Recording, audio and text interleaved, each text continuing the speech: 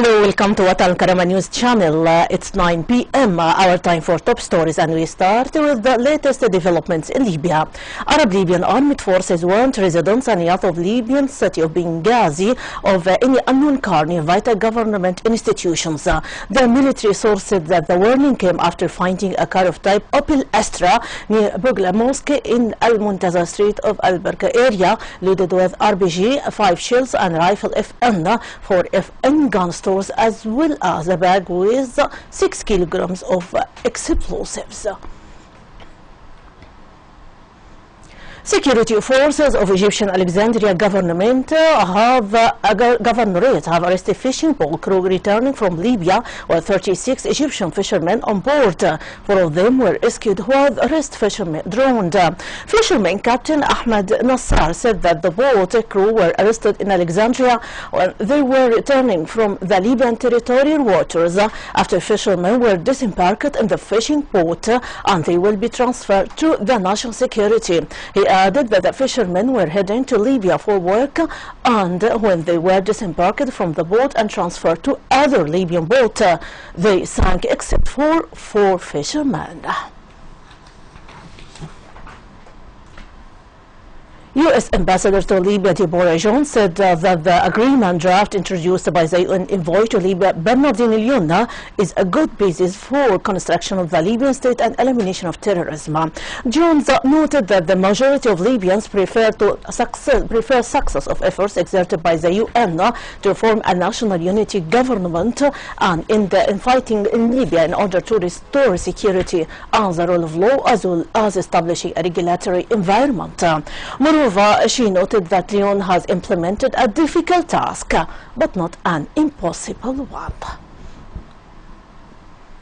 And still Libya, Parliament member Yunus Fanouche called for forming a national unity government in accordance with the modified fourth draft presented by the Parliament for its representative political dialogue team, and not to wait for any party rejecting the draft. Fanouche noted that one of the options put forward by the Roadmap Commission to the Parliament is a realistic and objective one. In the meantime, he called for informing the United Nations of the Parliament's readiness to form a national unity government with the participation of the party that accept the signing of the bill, and not to wait for an approval by any party who refuses this offer, referring to the outgoing council's insistence on its conditions to sign the political agreement. Foreign Minister Mohammed Al-Dairi expressed his confidence in the possibility of signing the final agreement to form a national unity government and the election of the Prime Minister before convening the UN General Assembly in September in New York. Al-Dairi said that the way is open to all political parties in Libya to participate in the next national dialogue to be held in Geneva on Thursday and Friday. He added that if political parties of the outgoing council insisted to withdraw from the dialogue, representatives of legitimate government will sign the agreement without them. Justice Minister Counsel Al-Mabrouk Guerrera stressed in a special statement during an interview with الكرامة TV that a balance between the eastern and western region has taken place, especially the southeast region of Al-Wahat. He said that 90 projects starting from Tobruk to Kofra have been implemented, noting that courts and judicial centers have been developed and maintained. Moreover, several prisons have been maintained and necessary needs of the guests is provided in respect of human rights. Foreign Ministry condemned the criminal act by Houthi militias in Yemen due to launching a missile at ammunition dump located in a camp used by coalition forces in Ma'rib, which killed dozens of UAE and Bahrain forces. Foreign Ministry extended its condolences to the states of the UAE and Bahrain and to families of the victims who were killed in this criminal act. The statement called on the international community to cooperate to eradicate these outlawed militias and the reinstatement of the legitimate authority in Yemen. amount to the Arab arena, especially Yemen and its crisis with Houthi. South coalition jets bombed military sites in Sana'a controlled by Houthi rebels. Smoke could be seen rising over the Yemeni capital of Sana'a after airstrikes on Houthi-controlled military bases. The Saudi-led coalition jets bombed Houthi-targeted sites today. The attacks are in what appear to be part of the response to the killing of dozens of coalition soldiers 2 days ago. Residents say explosions could be heard throughout the night. Several buildings have been destroyed. It's not clear if there were casualties since many people have been evacuated. Turkish police fire water cannons in the streets of Diyarbakir today. Armored police vehicles could be seen driving through the streets of southeastern Turkey's largest city, while gunfire and explosions rang out. Army police cordoned off part of Diyarbakir as they responded to violence.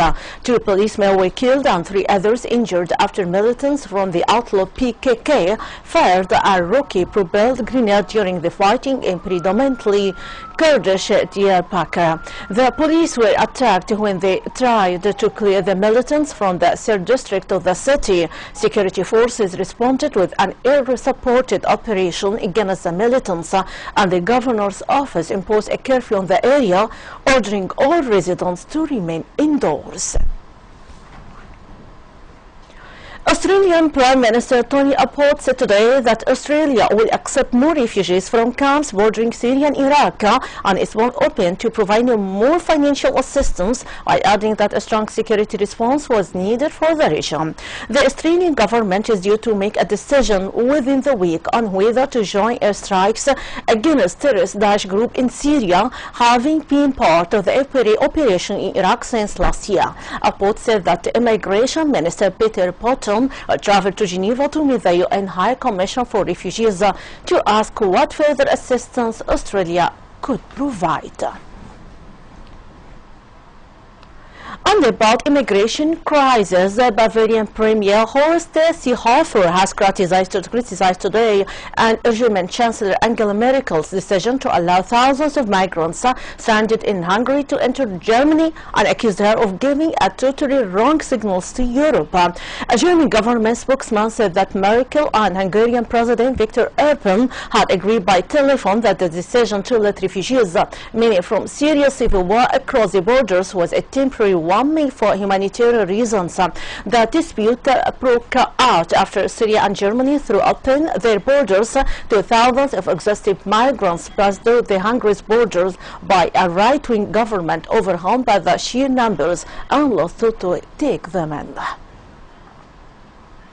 And from Senegal, the Senegalese Civil Aviation Authority said today that a medical evacuation plane with 7 people on board, including a French patient, disappeared west of Senegal during a flight from Burkina Faso to Dakar.